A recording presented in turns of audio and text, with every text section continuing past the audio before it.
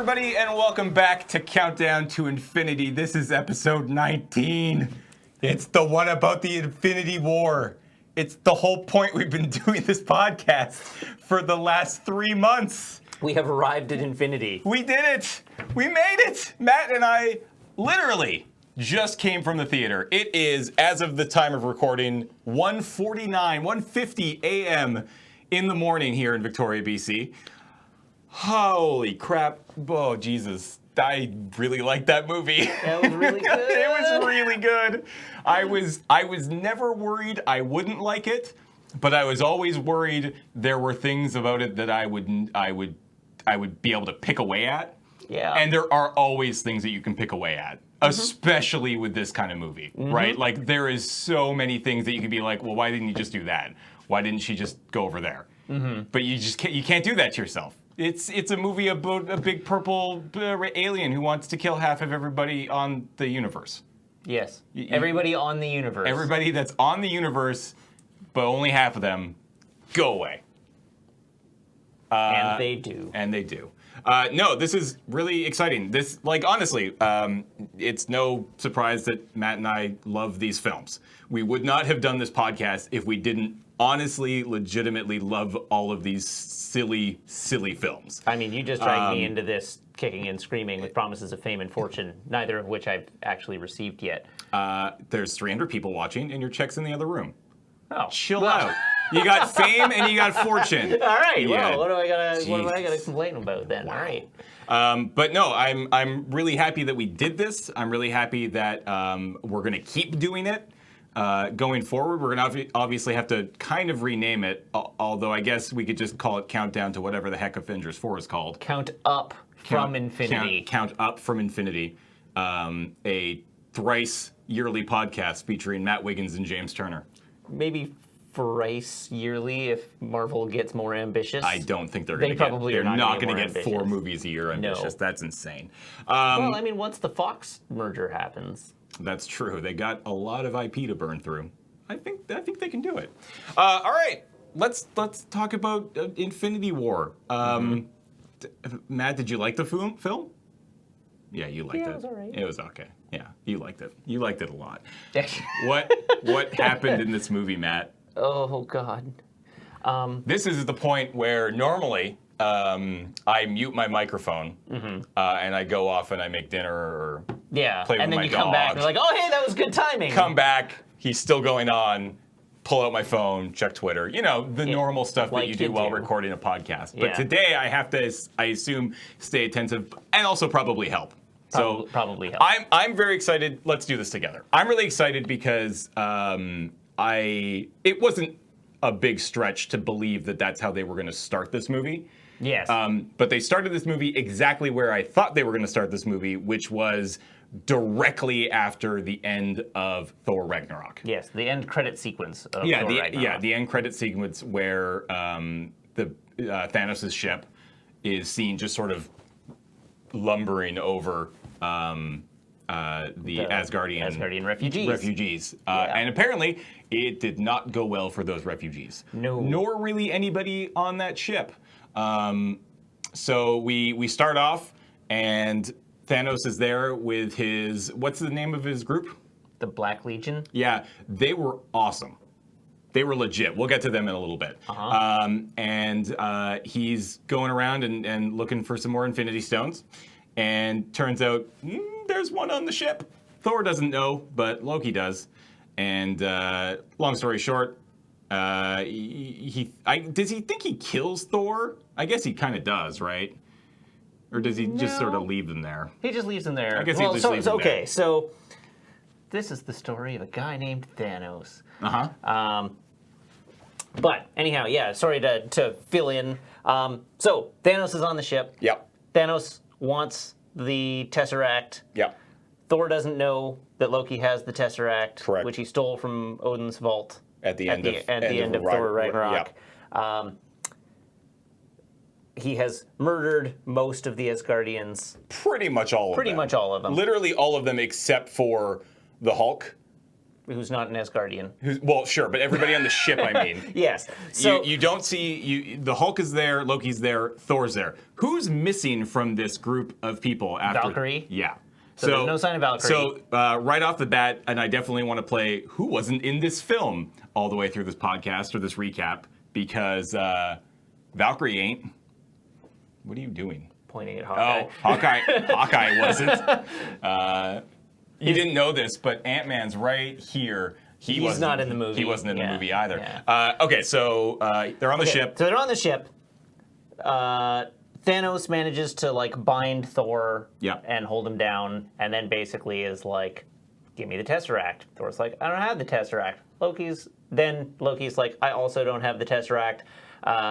Thanos then tortures Thor for a bit until Loki's brotherly love overcomes him, and he reveals that in fact he does have the Tesseract, which upsets Thor a little bit. And then he turns the Tesseract over to Thanos, who already has the soul stone, the purple one. Red is reality. Yellow is mind. The soul is the one that he got from in the movie. That was the one that was never found. The purple one was the one that was on Xandar. Was the Power Stone? I don't remember. It's so early. It was the one from Guardians of the Galaxy 1. Yeah. Which he already had. So he gets the stone from the Tesseract. Then murders Loki after Loki tries to murder him. Did he though? Do you think Loki's dead there? Was that actually Loki? Let's answer that question real quick. I'm gonna bet that it is. Yeah, I think it was. I think I actually Loki believe it actually was. legitimately did. Yeah. In the opening of this movie, I think that's appropriate. Yeah. Gives the right amount of weight to the intro to the film. It starts you strong. Yeah, and then is like, all right, cool, I got it. Oh no, sorry. Before he kills Loki, Loki gets to pull the "we have a Hulk." And they basically lay out the like, how powerful is this Thanos guy? He can come in and he can toss around a whole bunch of civilian Asgardians, but he thinks he's so cool. How cool is he really? Well, here's the Hulk. Now watch as Thanos effortlessly dismantles him. Yeah. And then Loki dies, and then as his last act, Heimdall manages to teleport the Hulk back to Earth before getting murdered by Thanos. So long, Heimdall. It was nice knowing you. That's two big deaths, right? Two big deaths right out of the gate. It does not let it really. I was not expecting that. Yeah. I was. Yeah. And then is basically like, all right, cool. All your people are dead. I got the 2 stones that I came for. Here's your brother's corpse. Merry Christmas. And I'm blowing up your ship. And so he uses the Power Stone to blow up the ship, and then uses the Tesseract Stone, Space Stone. Yeah. To I feel like I should bring this up. So you probably should, because we need to actually be able to refer to all the stones. So he uses that stone to teleport himself off the ship. Ship blows up with Thor on it. And we are basically left to think that Thor is maybe dead. But we have seen him in the trailer and other parts of the movie that aren't in the beginning of the trailer, or in the beginning of the film. We're right so far. So, all right. Yeah, we got the stones. Good stuff. And then we cut to whatever the next scene was after that. I feel like we need to be a lot faster on this. This one. So anyhow, let's tell you the story of Thanos. Let's just go in overarching themes here. Yeah, I think that's probably plot, better. Rather than scene by scene. So Thanos, the Mad Titan, formerly lived on the planet Titan, which in the comic books was actually the moon of Saturn, Titan. Which is an actual moon of Saturn. Yeah, but not the case here. In this is actually just a planet called Titan. Yeah. He wants to murder half the galaxy. That is his quest. That is his mission. That's not entirely true. He wants to murder half of everyone in the galaxy. It's not, but it's not. That's the thing, is that it's not murder. Yes, I mean his ostensible motivation is that he sees that the universe is out of balance. The universe is finite. The resources are finite, and life unchecked will essentially like grow to the point where resources become scarce and life becomes suffering. And so he sees it as essentially his holy mission to eradicate half the life in the universe, to leave everyone in a state of plenty, so that all of the technology and resources and so on of the universe are there for those who remain to take advantage of.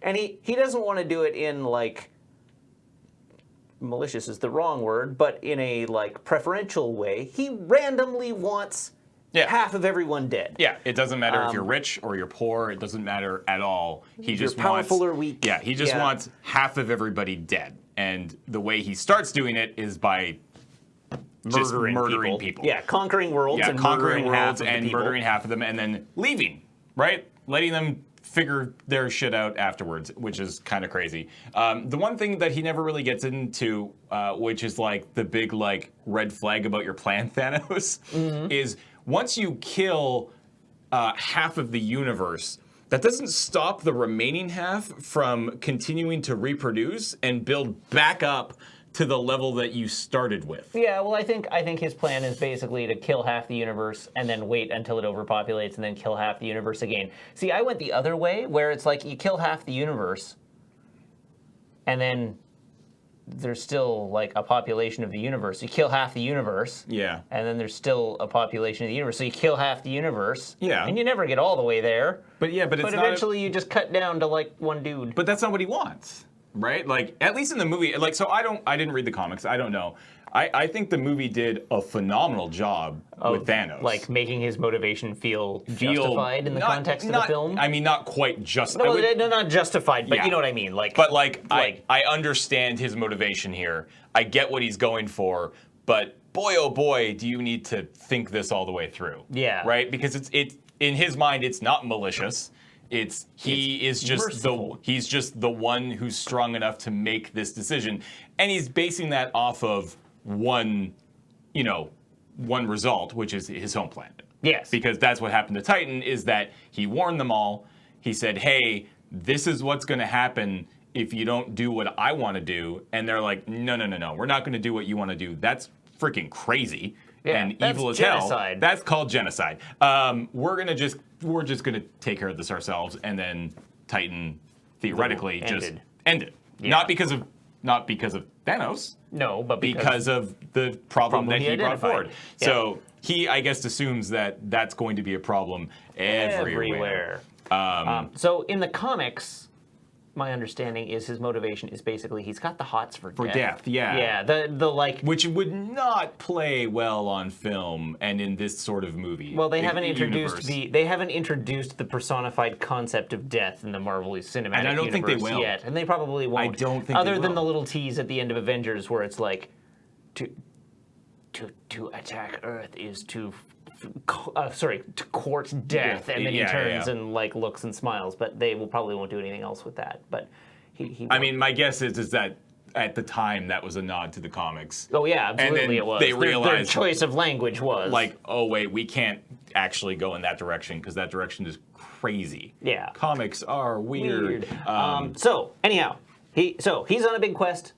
This movie really is Thanos' story. Like, he is essentially the protagonist of this film rather than the antagonist of this film, and the heroes are in his way. And boy, howdy, are there a lot of them. There are.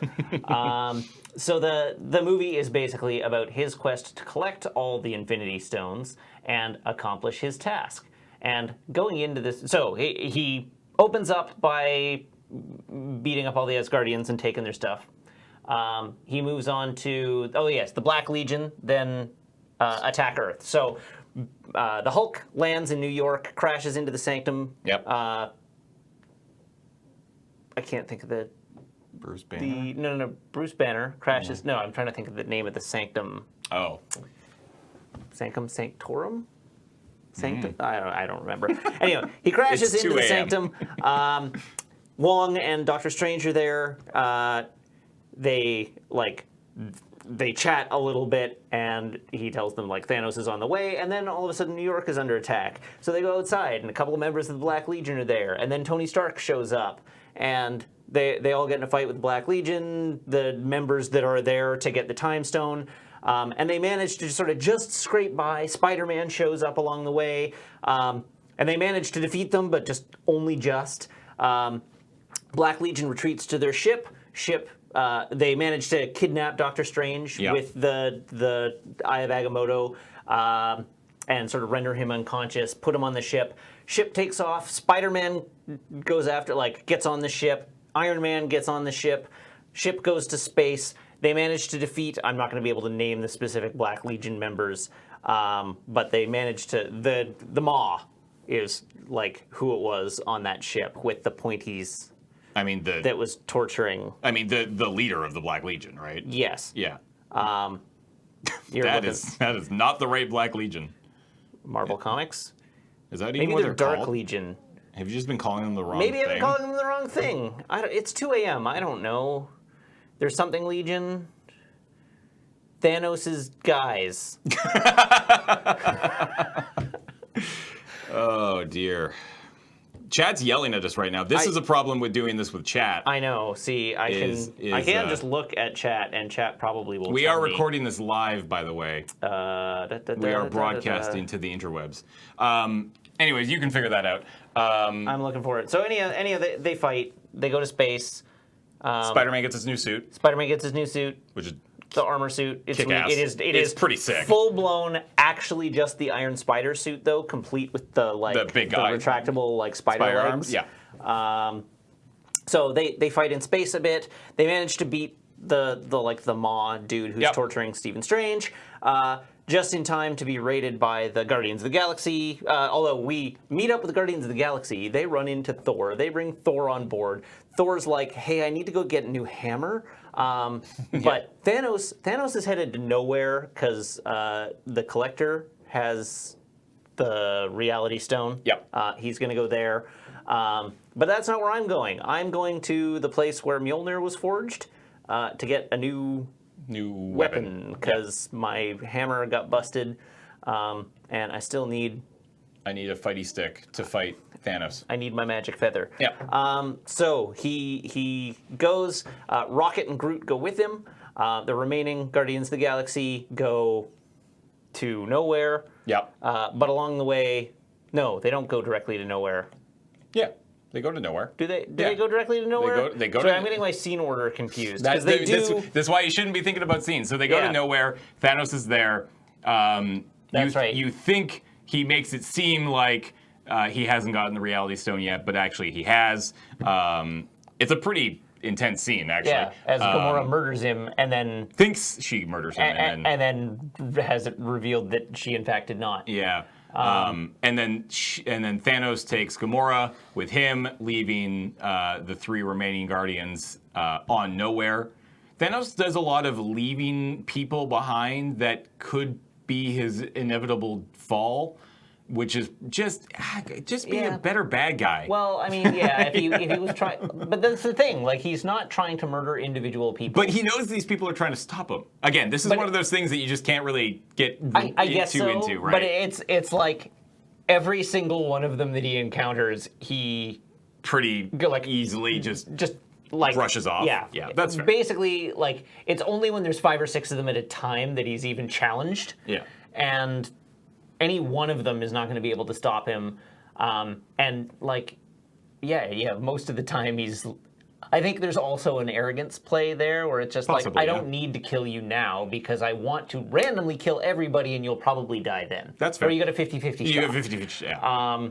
And his clarity of purpose is such that he's never in a position of thinking he's going to fail. He's like, I'm going to do this. You can't stop me. Yeah. You can challenge me, but I'm going to do it. So he takes Gamora.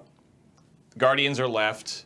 At this point, those Guardians, along with Spider-Man, Tony, and Strange, those Guardians go to Titan. That's where they meet up with Iron Man. With Iron Man and Spider-Man and Strange, eventually leading to the big showdown with Thanos, which was a phenomenal scene. Yes. All while this is happening, the movie did we'll get to this in a minute. And then on Earth,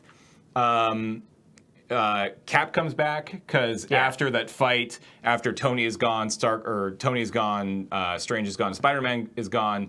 But Banner's around. Banner's around, picks up the phone, calls Cap. Hence, we get Cap back, we get Black Widow back, we basically get the entire Secret Avengers team back. Yeah, we basically get all of them back, with the exception of that guy. Yeah, and Hawkeye Ant-Man. and Ant-Man don't come back. They don't come back. The way they explain it is kind of weird. I'm very curious to see if they they have a bigger role in the next one. I would assume. I think one hopes. Yeah, I would hope so. But so they're not there.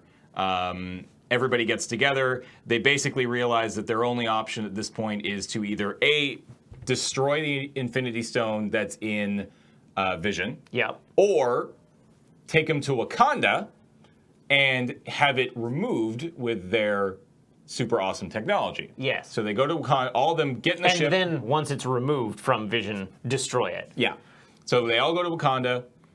They get in the ship, they go to Wakanda, they find Bucky, because Bucky's been in Wakanda this whole time. We saw that at the end of Black Panther. Yep. The bad guys come back. They wage a massive battle on the Wakandan armies and the Avengers that are there.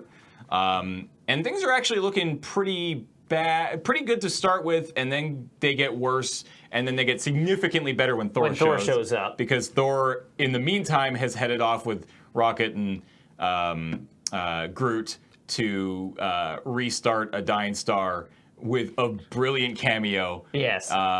Featuring Peter Dinklage, who yeah. plays a giant dwarf, which is, but like a literal, it's so good. Yeah. Yeah, it's a great. It's a very good cameo. It's a very good cameo. They forge Stormbreaker. They forge so he gets Stormbreaker. His new hammer axe. Yep. And then shows up to the fight and basically turns the tide of battle in their favor. Yep. And then meanwhile, well, not meanwhile, but also Thanos with Gamora has gone to Vormir. Yep. Has in search of the Soul Stone, which is the one stone that we haven't seen yet. Yes. At all, ever. It's Yes. never been talked about. It's always been, it's been talked about, but we've never known where it is. And then it's revealed in this movie that Gamora knew where it was this whole time. Yeah. So they go to Vormir. They discover the guardian of the Soul Stone, who is none other than the Red Skull himself. That's so good. Yeah. I don't even need it to be explained to me how that happened. But they did a little. Yeah. The Tesseract banished me here as the keeper of the thing I can never have. But wow, that was not at all.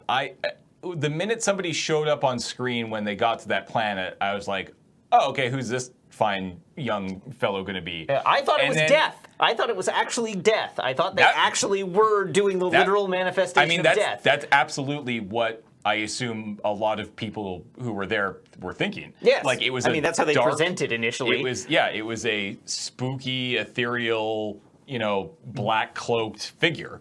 Yeah. Speaking in a very, broken English, not broken English, but just the voice, cadence. The cadence, and the way that the actual voice was recorded was phenomenal. Yeah.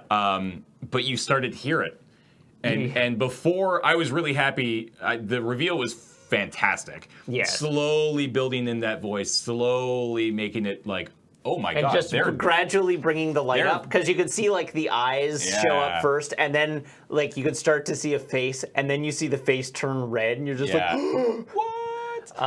And it was amazing. Not Hugo Weaving though, but an amazing sound alike. Yeah, at least I didn't see that person's name in the credits, and so I don't know exactly what the story there is, but it was the Red Skull. It was fantastic. Yeah, and I mean, if they ever want to use the Red Skull in another Avengers movie at some point, well, we know they can fake it really effectively. Yeah, unbelievably well. I did try to look up whether it was actually Hugo Weaving just uncredited or what, but I didn't manage to form a conclusion before we started to record. I mean, we can figure that out after. We can figure that out later. So anyhow, on this planet, we learn from the Red Skull that the only way to acquire the Soul Stone is to trade a soul for a soul. You have to sacrifice something you love in order to receive it. And man, this is a great scene because Gamora is so sure that she has Thanos beat, or not that she has Thanos beat, but that he's essentially beaten himself. Yeah. Because she truly believes that there's nothing he loves. That's not true. Yep. He really loves Gamora. Yeah, she's like lecturing him about how you done played yourself, and he's got tears streaming down his cheeks as he turns, and she's like, really? Tears? And the Red Skull's like, they're not for him. Yeah. They're for you. Oh. And then he grabs her and hurls her off the cliff. Not before she tries to kill herself. Oh, that's true. She does try to kill herself. She has the dagger that she gave him, but he, reality stones it out of her and makes more bubbles. Yeah. He likes bubbles, apparently. Yeah. And bats. And bats. And throws her off the cliff. Yeah. And he gets his soul stone. He sure does. And at this point, he is at 4 out of 6. Yes, so because there's Time Stone and Mind Stone. He still doesn't have. So at this point, Thanos heads back to Titan, yes. And that's where the big fight between him and the Guardians and the Avengers who were on Titan happen. It's a really great fight. He throws a moon at them. He throws a moon at them. At the end of the day, he stabs Tony. Yes, at which point we're like, oh God. Nothing in this movie is sacred. Yeah. Tony's gonna die here. Yeah. Oh no. So he stabs Tony, and at which point Doctor Strange is like, spare his life and I'll give you the stone. Because he does actually get the amulet, but Strange has been it's been a fake the whole time. Yes. So he crushes it. There's one thing that's important to note that happens just prior to Thanos' arrival on this, on Titan. It's with him. And that's Steven is doing a thing where he's meditating as the other guys are talking. Yeah. And Mantis notices that he's doing something weird, and they look over, and he's activated the Eye of Agamotto, and his head is flipping out. Yeah. And so they pause and ask him, it's like, what have you been doing? And he's like, I've headed to the future. Yeah. And I've been looking at possible futures. Every single possible future, and they're like, how many? 14 million something. Yeah. He actually said the exact number, but it was 14 million. Yeah, and it's like, how many where we win? Yeah. One. So so at this point, that Strange has hit the path to victory. We don't see it, and he doesn't share it with anybody. But we know that he knows how to win. Not necessarily how to win, but at least how to get to where they need to be to win. Yes. Right. So Thanos stabs Tony. Strange pulls out another bargain. Hold on, Thanos, onto bargain, and says, "Spare his life, and I will give you the Time Stone." Yes. And he does. Yes. So he gives him the Time Stone, and Thanos takes it and basically buggers off and leaves all of them to just sort of hang out on Titan with no easy way home. Yes. And Tony asks Steven, why did you do that? And Steven says, there was no other way. Yeah. So this is the only way for them to win. So fair enough. Yeah. So as that was happening back on Earth, obviously in Wakanda, there's the big battle. As we said, things were going bad. Things were going good once Thor showed up.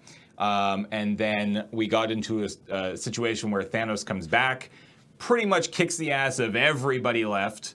Cap, Black Panther, Hulk, even though he's been Hulkbuster this whole time. Yeah, because he can't get back into the Hulk form. He can't get back into Hulk form. Which I love. He's perma-bannered at this point. I'm a big fan of the direction that they took with that. Yes. And it comes down to the fact that now at this point, they weren't able to surgically remove, because that's what they went to Wakanda for, to basically remove the Mind Stone from Vision without killing him. Yep. But it comes to the point where that's not an option.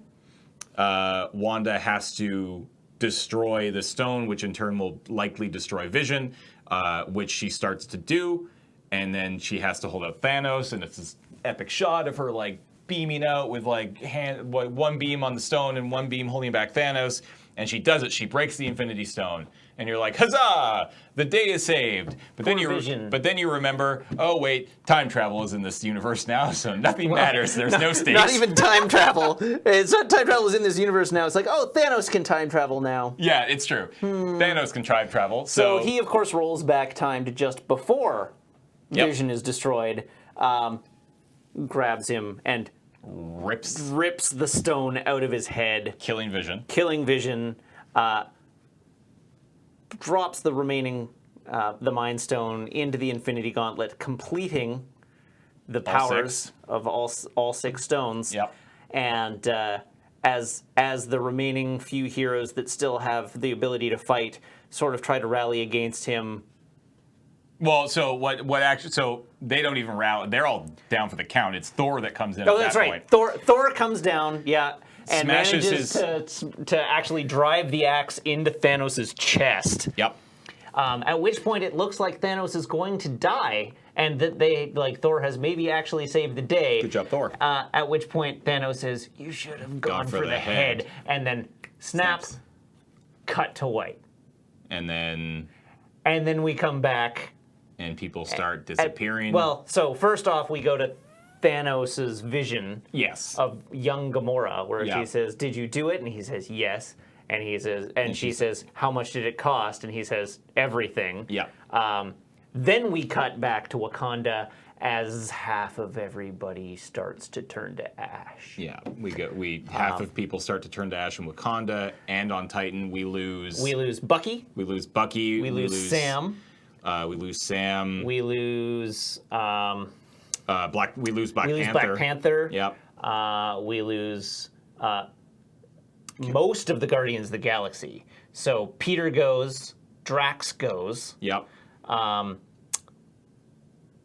Groot goes. Mantis goes. Rocket lives. And Nebula lives. Yeah, Gamora's already dead. Nebula and Tony Stark are the only 2 left on Titan at the end. That's right. No, did Strange?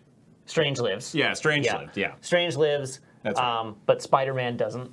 Oh, God. It's heartbreaking. Oh, my God. Oh, man. Tom Holland is really good at acting desperate. They really pushed that scene a lot. You could feel the hearts breaking in the theater. Yeah. It was incredible. I loved it. I loved every second of it. I love Spider-Man, and I don't want to see him die, but God, it was really good to see them do that. That was brutal. Yeah. I commented afterwards that that's how you know that they're going to find a way to undo this. Of course they're going to find a way to do this. Because to not, they have just forced Sony to go through the process of rebooting Spider-Man for the 3rd time, cast a new actor, put him in two Avengers films, and his own film, and then greenlit a sequel to Spider-Man. Anyways. And then murdered Spider-Man. So, I mean, so that's the movie. That's basically the movie. Yeah, they half of them die, and then that's it. We end. And that's actually you and I were talking earlier.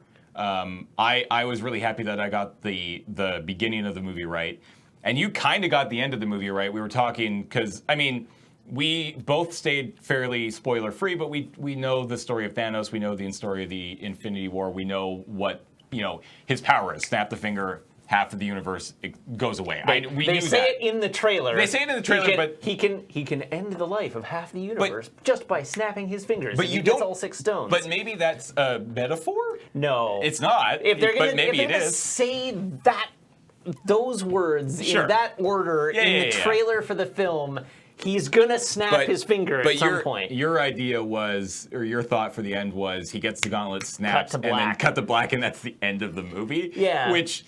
That they're never going to do that, but it was pretty close to what they actually did. Yeah, I mean, my thinking was that, of course, these had, the 3rd and the 4th Avengers movie had been pitched as originally 2 parts of Infinity War 1 and 2. Yeah, it was originally Infinity War Part 1 and Part 2. Yeah, and so but then they had distanced themselves from that and said, well, they're actually 2 separate movies that have their own self-contained plot lines, and we decided to keep them separate. We're just not going to reveal the name of Avengers 4 because it's a spoiler for the first one, but they're separate movies with their own storylines.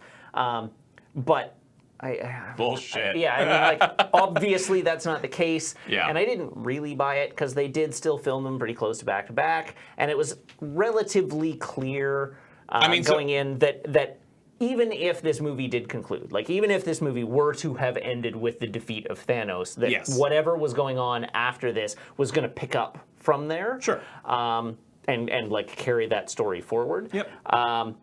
But my thinking was, if it had all been a lie, if they were just blowing smoke the whole time, and they were actually going to end this movie on a to be continued, then black to be continued is a fine way to do that. That's essentially how they did it in the Matrix movies, which is not a great point of reference, but hey, it made me want to come back and see the next one to find out what happened. I mean, everybody's going to come back to see what happens. Well, I mean, yeah, obviously. I mean, so this is like... it does drive home a bit the fact that this movie is like Thanos' story. Sure. There is an arc for Thanos in this movie. There is an arc, but you also got the Thanos will return title card. At the end, So it's like...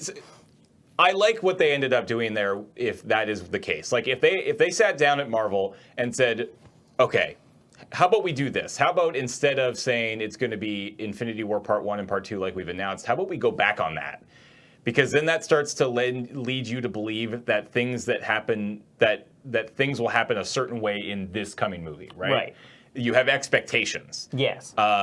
Going into this movie knowing that next year's movie wasn't going to be a direct sort of sequel meant that things that maybe happened in this movie were actually going to happen forever, right? Yes. Like this was going to be what Marvel is going forward, which lends to some pretty interesting moments in the theater, right? Where you're like, oh God.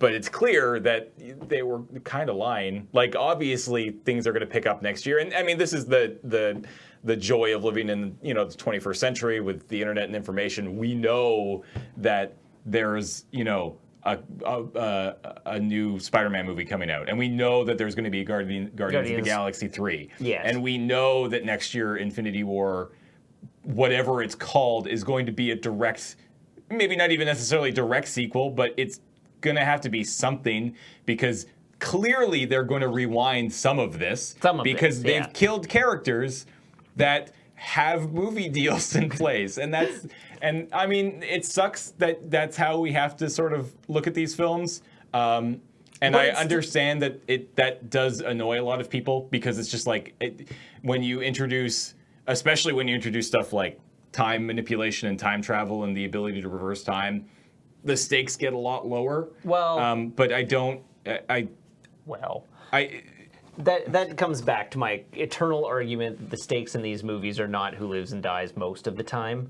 But for a lot of people, that is what the stakes are. But that's not what the stakes are. No, but for a lot of people who go to these movies, that's what they care about. That's what they want to see. If you're going to a Marvel movie, expecting the main characters to die or lose 18 out of 19 times, you're going to be wrong. They are the heroes, and they win. The way these movies work is it's how they win and how they relate to each other and what the emotional stakes of the film are most of the time. I agree. So, like, why would you go to a movie to watch them lose? Because people like to think that it could happen, I guess. I don't know. I'm not saying I'm one of those people. No, obviously I I'm know, not. I love these movies, and I wouldn't like them very much if I was the kind of person who was like, I need to think that any moment Iron Man could die. Because of course he's not going to die. Because he's got a 6-film freaking Iron Man. He's going to fix it. Yeah, because I know this, because I'm a giant nerd and read all this stuff on the internet. Yeah, but I continue to argue that doesn't actually reduce the stakes of the film. If you think those are the stakes of the film, you're assigning the stakes of the film incorrectly. Now that said, this movie plays with that a lot and subverts those expectations and uses character deaths in a really compelling and powerful way. Like, this movie is emotionally resonant for that reason.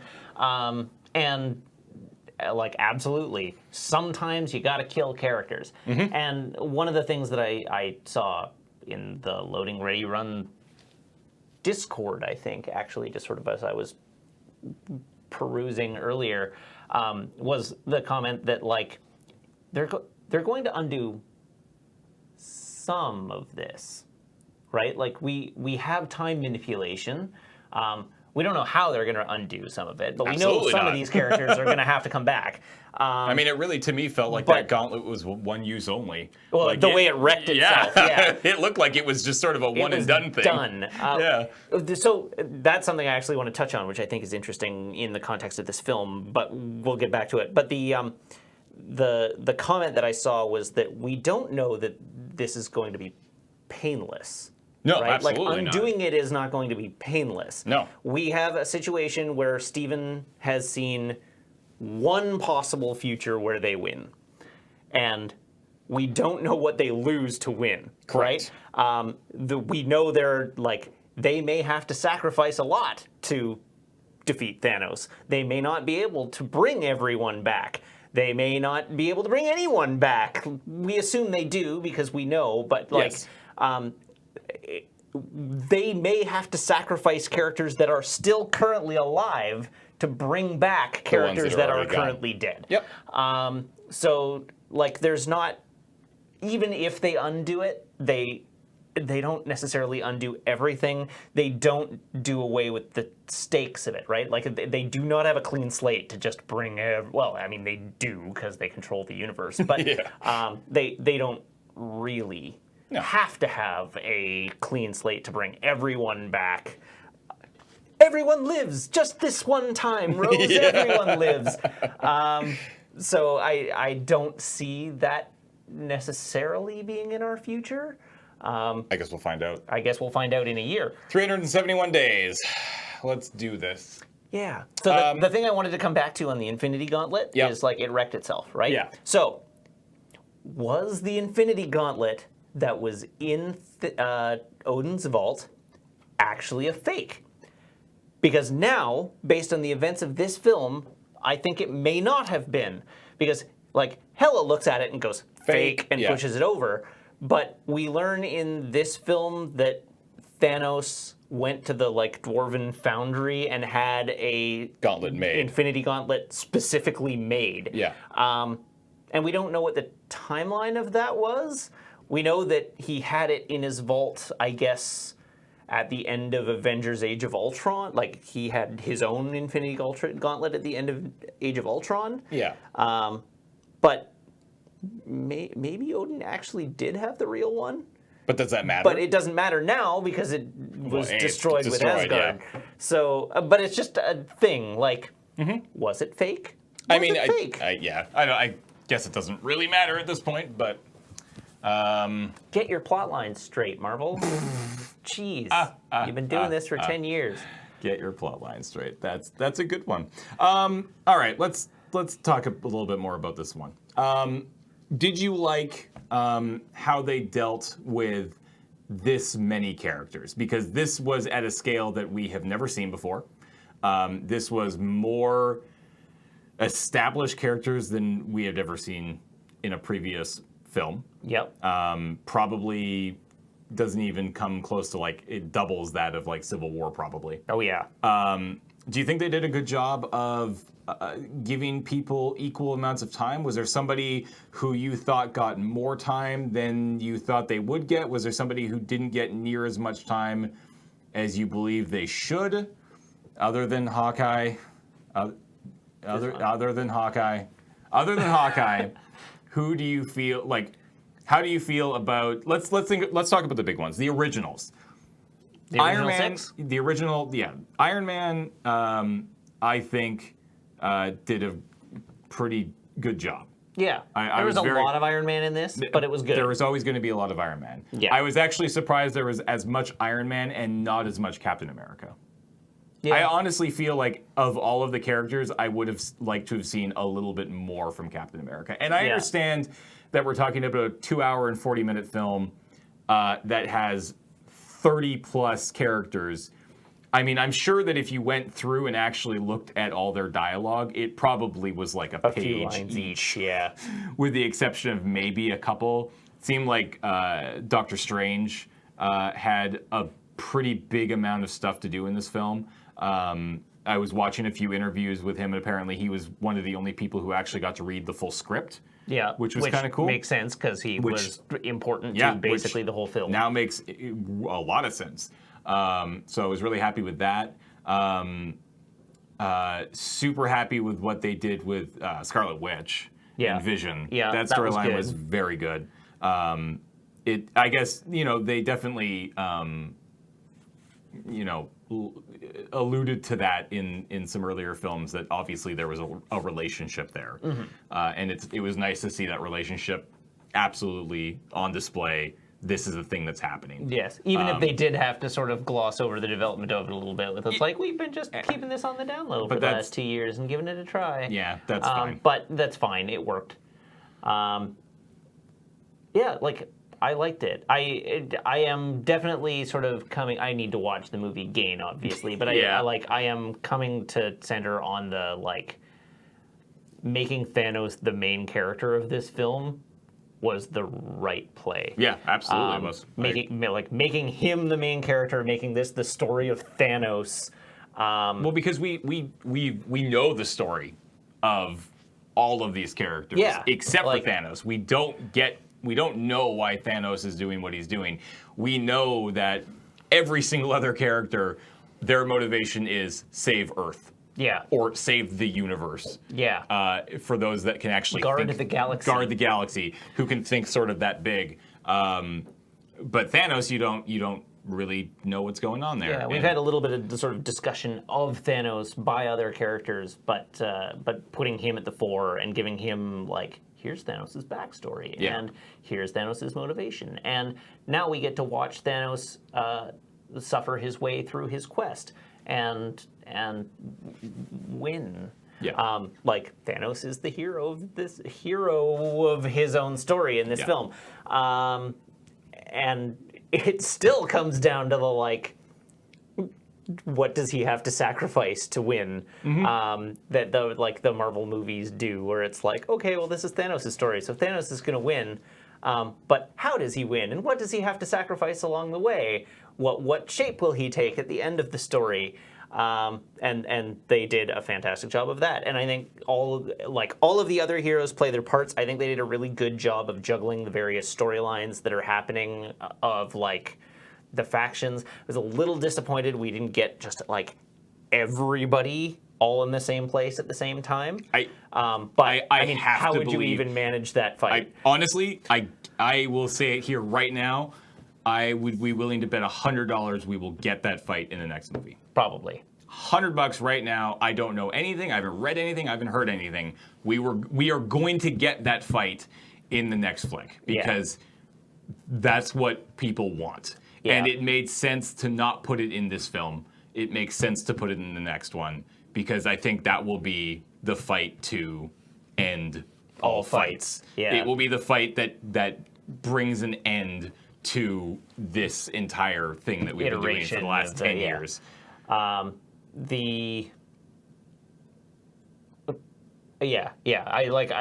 to see that. I want to see everybody in one place, all everybody teaming up from across time and space to protect the world. I'm also trying to figure out. Okay, here we go. Okay. Ross Marquand plays the Red Skull. Okay. So there you go. He makes a very convincing. So Thanos' henchman, Black Order.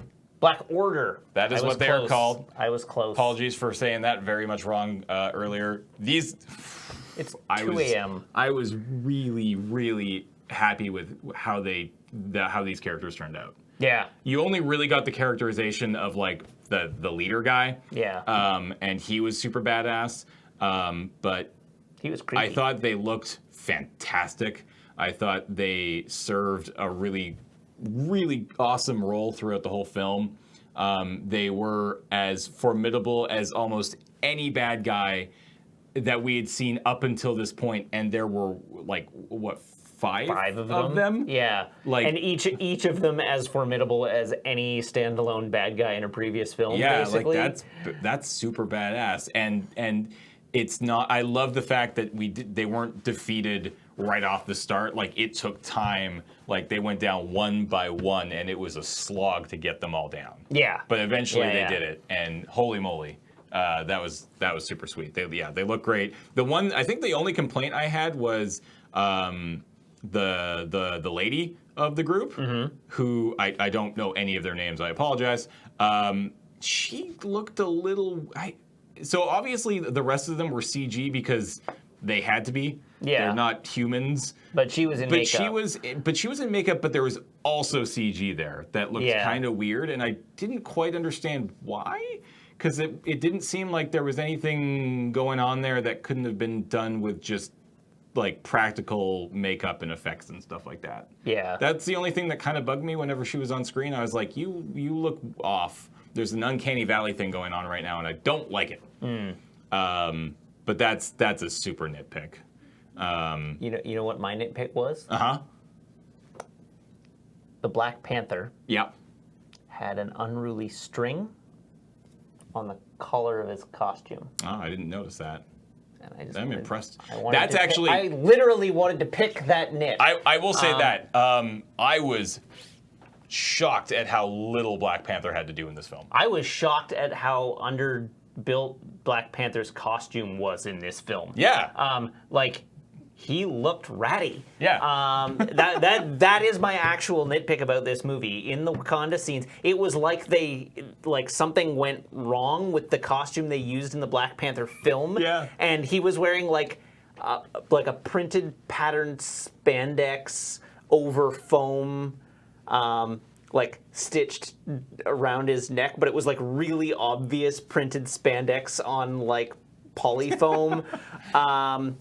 And there was like a loose string on his collar, and it what happened to the costume? They made 6 suits for Black Panther. Why wasn't he wearing any of those? I don't know. Did they just forget to send those shots for cleanup effects work? Like what happened? Who knows? Clearly, Matt had a nitpick. Yeah, well, it bugged me because everybody else in this movie looks great. Everything else in the production was like top tier, and we've just come out of Black Panther as the most successful film in the MCU, and they hecked up his costume. I mean, apart from I also noticed that it didn't bug me as much as it clearly is bugging Matt. I was just surprised with how little he had screen time. He had very little dialogue in terms of any really sort of moving the story forward.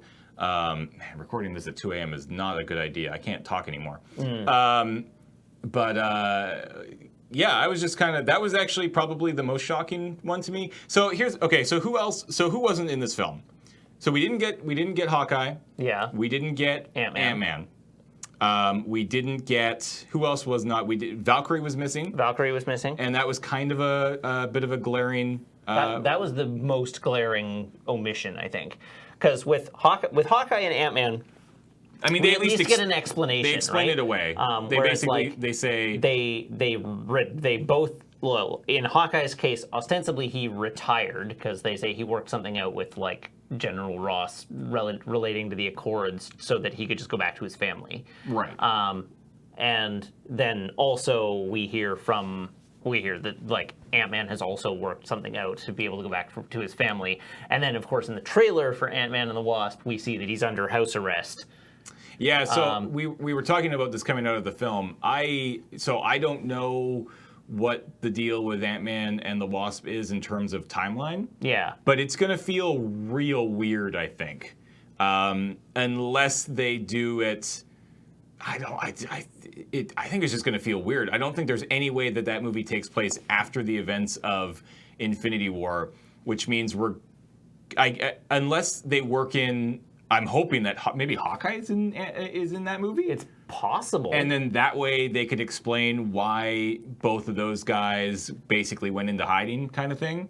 Yeah. That's the only possible way in my mind right now at 2:43 in the morning that I can properly think of a smart way to do that movie, because I am legitimately kind of concerned about how weird that movie is going to feel after Infinity War. Well, okay. Because any movie after Infinity War that doesn't talk about Infinity War is going to be weird unless it takes place before, which in the case of Captain Marvel makes sense, and we'll talk about that more in a bit. But with this one, it's just kind of oh, by the way, this one just takes place a couple weeks before. No big deal. Ha ha ha. So yeah. So sorry, my we couldn't problem, get this one out, I guess, a little bit before. So my problem with it, I guess, is if it takes place before the events of this movie, like if it takes place before Infinity War, then it's going to seem really trivial. Yes. Whatever the plot is, like no matter what the storyline is, it's Yeah. like, oh, we need to do another heist. Yeah. Yeah. Okay, but 2 weeks, half of you are going to be dead. It's literally not going to matter. Half of you are going to be dead, and then they're going to turn back time, and this heist is never going to happen. And if it happens after the events of Infinity War, it's like, why are you running a heist? Half the population of Earth just died. Yeah. Like, I don't see a way that movie, and like, you know, I commented on the fact that, like, I at least originally felt that Thor Ragnarok didn't do enough service to its gravitas, whereas, like, this movie is like, look at all this gravitas. You know, we've got a few jokes here and there, but we're murdering half the population of Earth. 3 billion people are going to die. So, you know, this movie's kind of heavy. So it is, and so like the tonal whiplash that we're gonna have going from that to like, here's a giant Pez dispenser flying into the back of a truck. Yeah. Is I don't know how they're gonna balance that. That's fine, and that's for the next episode of this podcast in several months. Only a couple. I do actually want to talk about the humor of this movie because I think they did a pretty good job with it. I think that's probably one of my biggest complaints for Age of Ultron was there wasn't enough humor in Age of Ultron. It did skew a little too close to that like dark and gloomy side of things, and nobody seemed like they were having a fun time. And I mean, sure, I guess you shouldn't. There's a killer robot and stuff like that, but there's still jokes. And it's still part of the MCU, and I felt like that was missing from that. Yeah. I think they did a really good job of making this one feel a little bit more like the first Avengers. Yes. With the kind of humor that we saw. And I think there's a couple of reasons for that.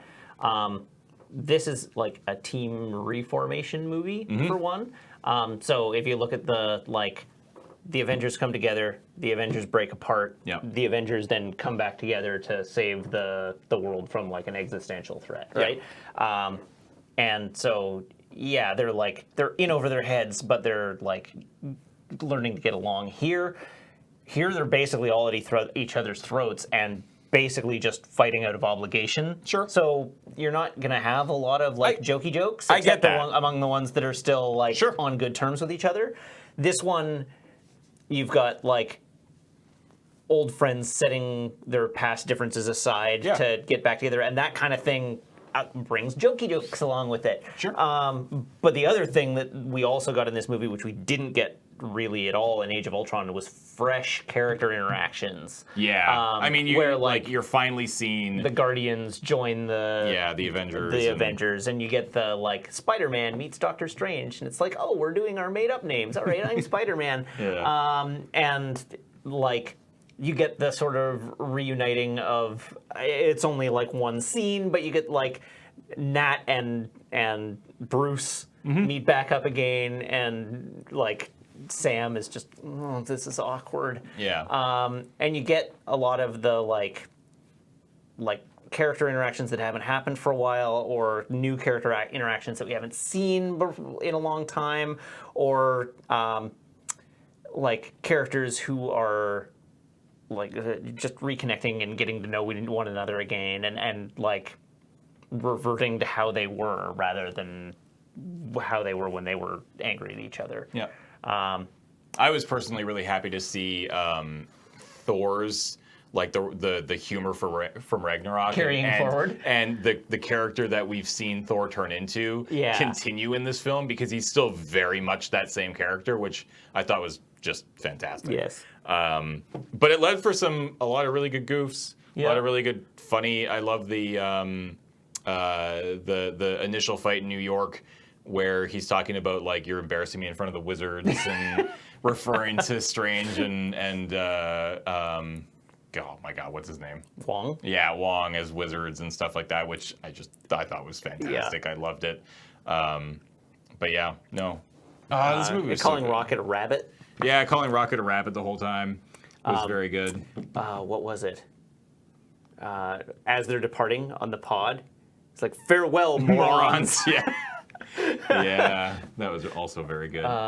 Man, there was one that I wanted to remember because I think it was my favorite goof, and now I can't remember what it was. Yeah, so I was. This is the thing I was a little worried about with this episode of the podcast. It's just having been through it once, you haven't had time to memorize all the jokes. We've only seen it once, and it was, to be fair, just an hour or two ago. But I'm still just processing the film, the scope of the movie. Maybe, yeah, I don't know. God, I was just so pleased with everything about this film. So Spider-Man, of course, remains like great. Yes. One of my favorite dialogue bits is just the like, oh, this suit is super intuitive, by the way, so it's basically your fault that I'm here. And Tony just like gives him the stare of death, and he's like, well, maybe not. Yeah. Was there any? You're talking about fresh character interactions. Is there still anything that? Give me one. Give me one character interaction that you still haven't seen that you want to see. Tony and Shuri. Yeah, that's actually exactly the one I was thinking of. That comes from a tweet chain or like a tweet that I saw a while back, which was like, people are waiting for like Tony's gonna hate Shuri because she's gonna eat at his ego, and the response being like, have you met Tony? Yeah. Because when he meets like smart kids, he just geeks out with them, right? Like, he's taken Peter under his wing to mentor him, and he had that kid in Iron Man 3 that he was like, ribbing all the time, but obviously still, like felt an affinity with. Yep. And like, Shuri is gonna be probably better than him. So the one thing, and like, yeah, he will be proud. There might be a little bit of like ribbing again, but she's so sarcastic that they will just be like bantering back and forth. The one thing that, like, getting along famously. Sure. The one thing that I kind of wish we'd gotten a little bit more of an explanation about is how big of a role Wakanda is now playing. Just in the world at large. In the world at large, because the thing that I think I was most excited about, which kind of is the Shuri and Iron Man thing, is just Tony Stark and Bruce Banner seeing Wakanda for the first time. Right. Right? These two unbelievable, geeky scientist guys who are just on the bleeding edge of technology, getting to see what Wakanda has to offer. I was really excited for that, and you kind of get this like really brief interaction between Shuri and Bruce, being like, "Why didn't you do this?" And Bruce is like, "We didn't think about it." Yeah, which was great, but I still don't actually know what role Wakanda plays on Earth at this point. It would have been nice to know how much people of Earth know about Wakanda now. Yeah, because like the dome is still up. It's still a hidden country. It's still a hidden country. It's still protected at all times. It's still clearly locked down. But like, what does the world know of their tech and the advances that they've made? So I just don't know. My assumption is that at this point it's actually still relatively recent since they have revealed themselves at all. Yep.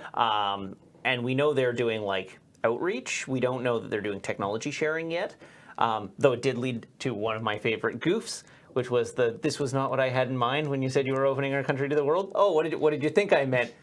The Olympics, maybe a Starbucks. Yeah, that was a really good one. Maybe a Starbucks. That was great. All right, it's late. We need to wrap this up. Honestly, I'm like pretty sure that what we should do is walk away. We'll probably see this movie a few more times in the theaters. I know I'm going to go see it again in theaters. And actually rate it during our next podcast? And no. We still have to rate it here. But maybe do another short, not at 3 a.m. recording. Oh, just like an addendum? Yeah, just like hey, it was really late and we were very tired and we'd just seen the movie. Maybe we should do a quick little follow-up to be like, okay, we've had some weeks, we've seen it one or two more times.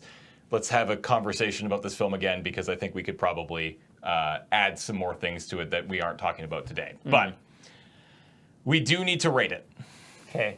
And I don't really know how. This is an impossible movie to rate, because the fact is that even more than Avengers and even more than the first two Avengers, this movie just doesn't exist without the previous 18. And it would be really easy to say this is the best MCU film, because I think it is, but it only is because of every film that came before it. And that's not to say that that's not the case with a lot of the films that have been on our list so far. Right now, both Matt and I have Winter Soldier as our number one film. That's not the number one film because of literally every movie that came before it. It's a result, sure. I mean, you don't get from point A to B without, hitting all these other steps along the way. But I don't know. It's really hard. I don't know, man. What are you gonna do? Could you just put it at 1? Like, it's just so. And then the other problem is it doesn't feel finished. I don't know what happens next. Do they come back and save the day? I assume to agree they will, but I don't know. Remember what my list is. So you know what? Screw it. This is the best Marvel movie to date. It just is. Like, it just simply, absolutely is. Like, just there wasn't a second that I didn't want. There was a second that went by that I didn't want to blink. There wasn't a second that I wasn't leaning forward in my seat. I was prepared to piss myself if I had to pee. I spent the entire movie like, please don't. I need to not have to pee. I was just like, I am not missing this at all. I think they did a tremendous job with the number and scope of characters and story arcs and interweaving all of these people together. I think they did a great job of separating them into groups that made sense and that people would want to see. I thought the story was great. I thought Thanos was great. I thought the movie looked great. I mean, we haven't even really talked about that. This was the same. We got so much more of space. It's all right. We got so much more of space. That's my favorite goof. Right. That was my literal favorite goof. Thank you. That was my favorite goof. Yes. Is when we first cut to the Guardians of the Galaxy. Every time you cut to a new location in this film, it would give you the title, and it was a really great title. Big, bold. In the Infinity War font. In the Infinity War font. It looked fantastic. When you first cut to the Guardians of the Galaxy, it literally just says space along the lower third, and I'm like, that's beautiful. Yeah, that was really good. It's just so perfect. But we got to see a lot more of space. And space is real pretty. But, no surprise. I don't know. Yeah, I'm just putting it at number 1. I just don't think I could walk away from this and not have this as my number 1 film. Yeah, I'm having a really hard time. All right. The reason being is, having just come out of it, I definitely came out of that movie, on a high. Mm-hmm. I think this is probably the only Marvel movie that, I ended the film and was just and said it out loud in the theater, was just holy shit! Yeah. Well, they absolutely went places that you just kind of didn't think they were going to do. I did not know they had this movie in them, was basically it. For sure. But it's ballsy for this kind of movie to exist at this scope. Yeah. It's easy to sort of write it off and be like, this movie's going to make $1 billion trillion, and next year it's going to make $1 billion trillion, and whatever. But there are a lot safer ways that they could have gone with this film. Absolutely. Just so many ways that they could have gone with this, and the fact that they end it with the snap and the eradication of 50% of life in the universe is just. That's heavy stuff. Yeah. Even if you know that they're going to fix it, you don't know if they're going to fix it 100%. You don't know what they're going to have to lose or sacrifice. Matt said that earlier, to fix it. Because you know that they have to sacrifice something, right? You know they do. I mean, it was something that literally happened in this film. Thanos had to sacrifice Gamora, somebody who he truly loved, in order to fulfill this idea, this stupid ass idea, this purpose but this is the purpose of him, like he was willing to do that, and I think we are going to see somebody or some number of characters in this next film have to make a very similar choice. Yeah, like what is it going to take to overcome that amount of will? Yeah. So, as I say, like I didn't know they had this movie in them. I'm glad that they do, but I don't know if I can be like unbiased in my rating of it by having just seen it. Because I want to put it at number one, but at the same time, it's like Captain America, Captain America, the Winter Soldier, Avengers. This is the first Avengers. Yeah, so my top three is Winter Soldier, Black Panther, Avengers. Yeah. This is absolutely better than number 3 and 2. This is the best Avengers film, in my opinion. Yeah. Hands down. I can't remember what my list is. I don't even think it's pulling close. it up. Really your top 3 is Civil War. No, not Civil War. Winter Soldier. Isn't it Winter Soldier, Civil War, Avengers? Yes, or it's flipped. I know it's those 3 movies in your top 3. Yeah, that's why I'm. But looking it up right now. What? Just open the doc. You have docs, Google Docs. You go like this, and then you go like Black Panther episode. Here. Oh, okay. Oh, good. Look how fast I got that. Hey, there we go. Google Docs exists for a reason. So I am Captain America, the Winter Soldier, Captain America, Civil War, the Avengers. This is a better movie than Civil War. Yeah. Hands down, yes. It's a better movie than Civil War. Yeah, it goes at number 1 for me. Yeah. Look, now that I'm looking at it, it goes at number 1 for me. It's like if I've rated Avengers at number 3, I cannot justifiably put this behind Civil War. And I think just in terms of reaction to it, it goes above Winter Soldier. So that, it goes at number 1. We did it. By the process of deduction. We did it. 19 episodes in the bag. Many, many weeks later, we have brought this podcast to an end. But not really. We're going to keep talking about Marvel movies for as long as they keep making them. We mentioned this a few episodes ago, and we've talked about it. We're going to keep making this episode an episode whenever a new Marvel movie comes out. Probably not quite as quickly as we've made this one upon seeing it. Maybe a little bit more time would be nice. Yeah. Maybe a fleshed out Wikipedia page to reference would be nice. But at the very least, like we probably for Avengers 4, presumably, we'll get back together and do it again in person. Yeah. Oh yeah. For sure. Probably not for the 2 intervening films, but that just means that we will both have to have seen those movies before we can do the podcast for them. So I'll be seeing them opening night. I know, and I typically will see them opening night as well, but sometimes it's the Saturday, just because I can't get there any faster. Because you're a monster. All right. Yeah. Thank you, everybody, for hanging out with us for the last, technically, I guess, 17 weeks. This was a really fun thing to do.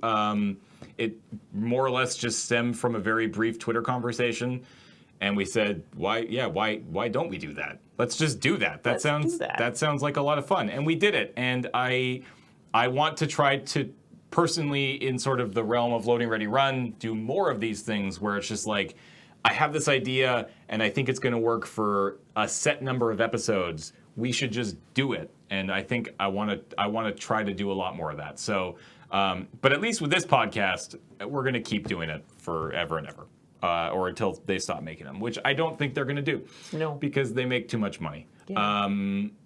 But thank you, everybody, for tuning in. As always, we wouldn't be able to do this without your support over on the Patreon, patreon.com/loadingreadyrun. In the show notes, we'll put all the normal links to the website and Matt's Twitter and Twitch and YouTube and all that jazz. And that's it. We're done. We'll see you soon, I guess. I don't know. We'll figure it out. We'll let you know. Watch the skies. If you're watching live, we'll see you momentarily. Well, very, very soon, but don't acknowledge the live audience right now. It's awkward. This podcast filmed before a live studio audience.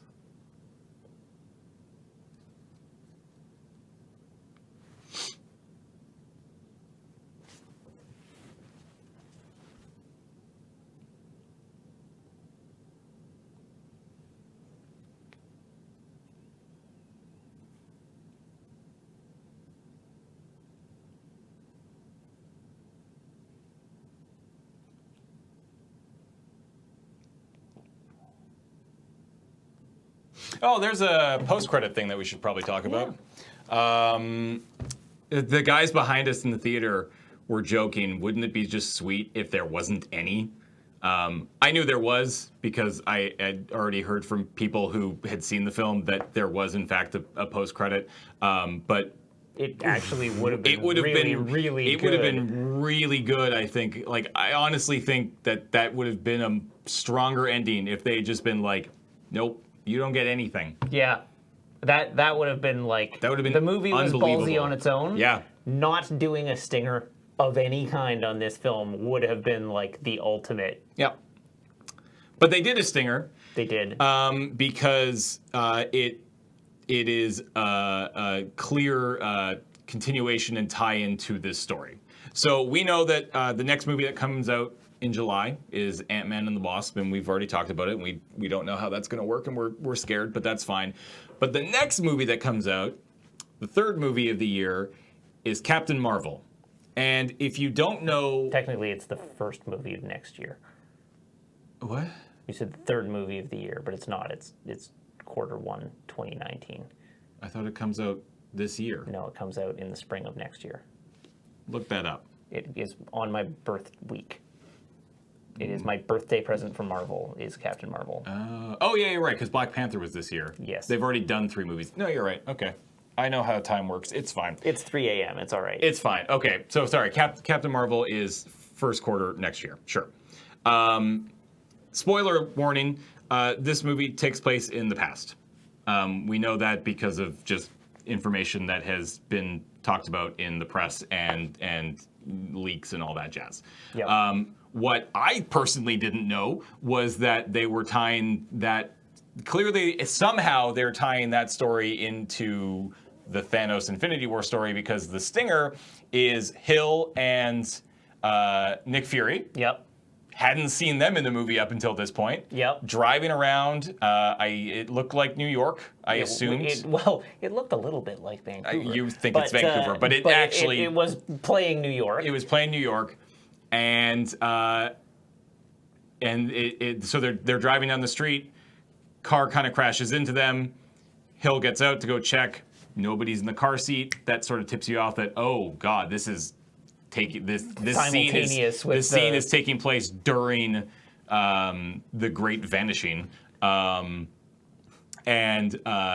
Hill disappears, and then Fury's like, "Uh-oh, gotta get back to the car and send off a quick texty text," and he gets his little thingy out and starts sending a message, and then he starts disappearing too. Yep. And what is left in what he has in his hand falls out onto the ground. It is a pager with aftermarket additions that have been made to it. With some aftermarket additions, and then the Captain Marvel logo pops up. Yeah, sending, and then the Captain Marvel logo appears. And that is, I am really curious how that works. I'm super excited. I have not been as hype for a post-credit scene as I was for that. That was really good. So on board for Captain Marvel that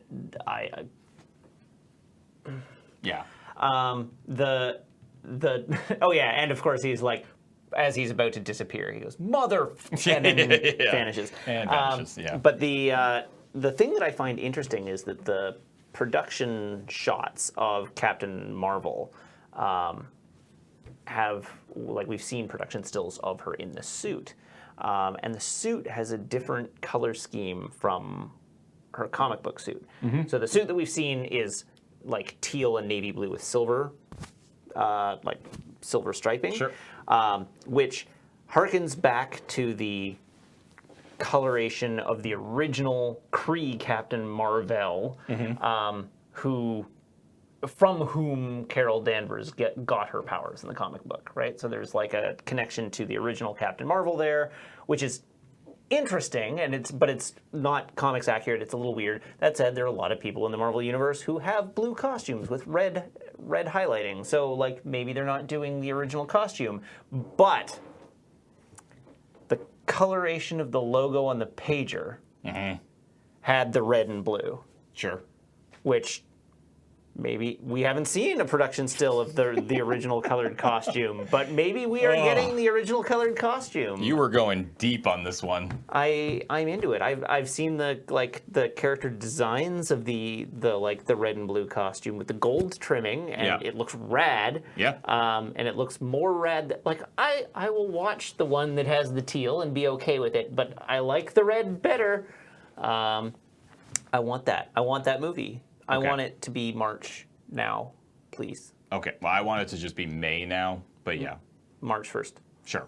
March 1st. Well, I guess July 1st. I mean, I'm not going to not go see Ant-Man Well, of course we're going to go see Ant-Man and the Wasp, but I care. Yes, deeply about Captain Marvel. That's fair. Okay, that's actually it. We're out. We'll see you in, I don't know, a couple weeks or probably a couple months more likely. Thank you, everybody, for watching. We'll see you soon. Toodles. Matt and James will return.